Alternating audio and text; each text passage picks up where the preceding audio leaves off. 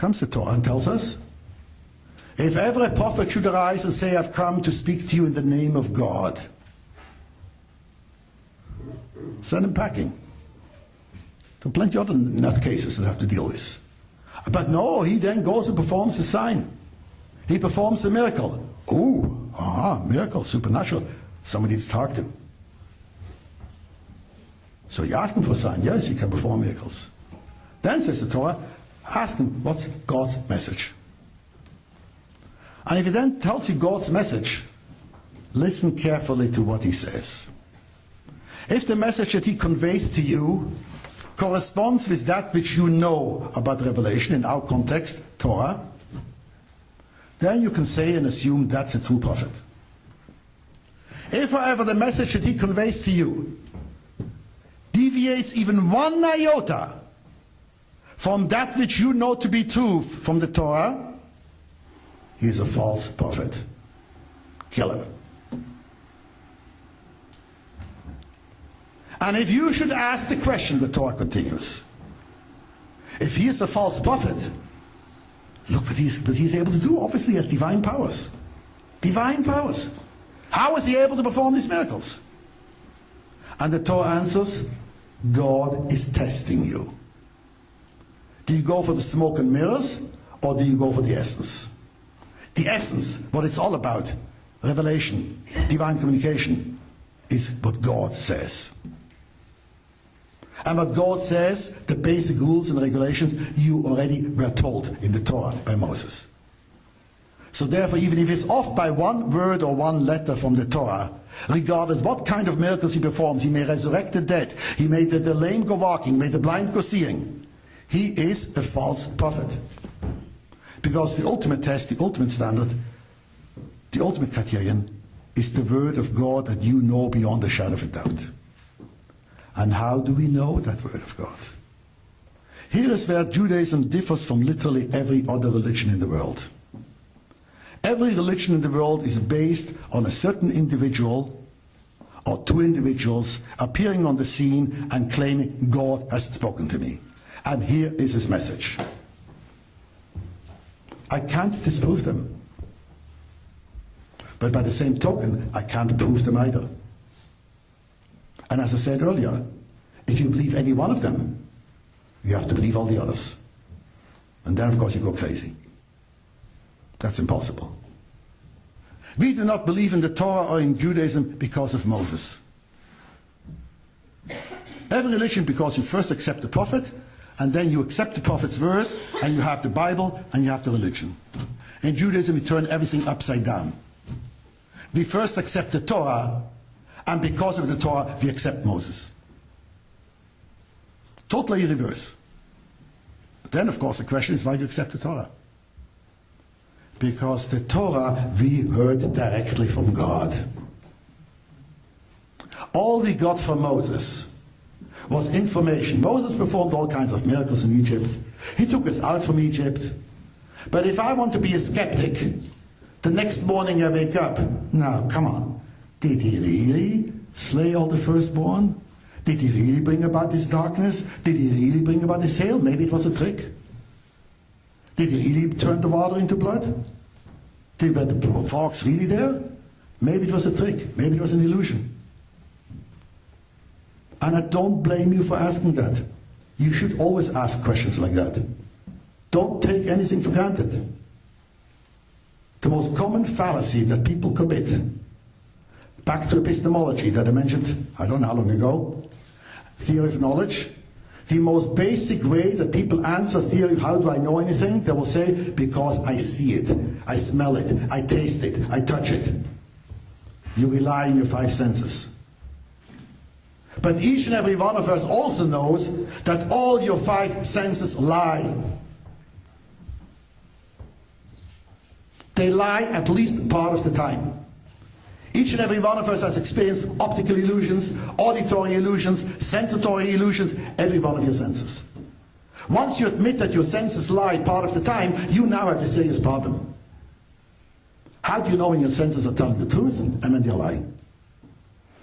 How do you know when it's an illusion or when it's real? For that I need an outside standard, completely beyond my senses, to sit in judgment over my senses, to say, oh, now that's correct. And that, of course, no human being has. So your senses are not whatever you experience as such. It's not something you can rely on. The only thing that we can really then approach, get close to it, and keep in mind as a preliminary statement, there is no such thing as absolute foolproof evidence. Never existed, does not exist, never will exist. Does not exist. All we can go by, all science goes by, is what is called the law of probability. I devise a certain theory. According to my theory, I can say that if I do this or I do that, certain things are going, certain effects will happen. I test it once, test it twice, test it 10 times, test it 20 times. Depending what the consequences of such experiments are, we'll test it more and more and more. And then once we see the theory has been proven by that, we establish that as a new scientific fact. Is it a fact? No, it's not a fact. Because the very same scientific theory, 10 years later, may be thrown out. They have discovered something new, and therefore they had to revise it. They have to go into deeper aspects of it. It wasn't false per se, but the theory per se was false. That's why science keeps changing, keeps advancing, keeps going ever more and more and more. And every new discovery, every new subtlety we make, we can move so much further with regards to science. But we have to learn ever more and more and more. But it reaches a certain point where we say, that's enough for me. All of you have been in airplanes. All of you have been in elevators. All of you have been in cars. Even though that you open newspapers every so often and you hear about this airplane crashing, that elevator crashing, that car crashing, that building collapsing. Which means whenever, right now, this very moment, this very split second, wherever you are sitting here and now, you are literally risking your life, exposing your life to the greatest dangers that you can imagine. There is no person on earth that can give you an absolute guarantee that the ceiling here is not going to cave in within the next 5 seconds. Or the floor is not going to cave in within the next 5 seconds. I don't see anyone here worried. Nobody got up since I spoke. Why? Because you say, yes, it's possible. Of course it's possible. You read it in the paper all the time. But is it probable? The answer to that is no.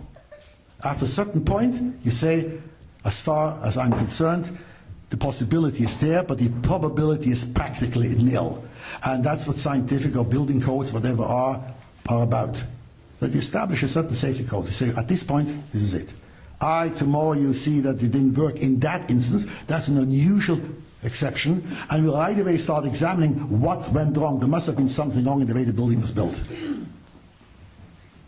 Which means even though we do not have absolute certainty about anything in life, we do draw conclusions to the point that we say, for all practical purposes, this is reality, this is a fact. And that is what happened with Judaism, that is what happened with revelation at Sinai. The foundation of Judaism is not Moses coming and saying, God spoke to me. If Moses comes to me and says, God spoke to me, I tell him to fly a kite. You're no different than anybody else who came with such claims. What happened with Moses is that he came to the Jewish people and he said, whatever I'm going to say to you, I know you're not necessarily going to believe me. Or you'll believe me only because it serves your purposes. But I'm going to tell you today, which he did, that in 1 year and 50 days from today, exactly, God will reveal himself to you. You yourselves will experience God.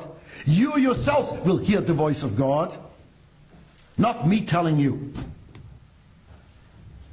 That was a year before the Exodus. And he told them 50 days after the Exodus, on the 50th day, God will appear to each and every one of you. So you don't have to take my word for it. You don't have to believe me. Believe me only if and when you see this happen. As the Torah puts it, that God told Moses, all the miracles that he performed, there will still be scoffers and doubters and skeptics. It means nothing. But once this event at Sinai will happen, They will believe in you also for everlasting. They will know that you are truly my boy, my messenger. So God first had to reveal himself to the whole nation, not to one person. To all the 603,550 people, which were just the men between the ages of 20 and 60. Not counting those younger, not counting those older, not counting their wives, not counting all the schleppers that came along with them from Egypt, which gives you a number of at least 2 to 3 million people and probably more. When you have 3 million people standing at the foot of Mount Sinai, exactly in that location, exactly at that time, at that moment, that Moses had told him God will speak to you, and then suddenly thunder and lightning and then total silence, and suddenly everybody hears the voice of God, that's it, game is over. If you question that, you have to, I haven't got my glasses. Oh, he wants me to talk about the topic. Next time.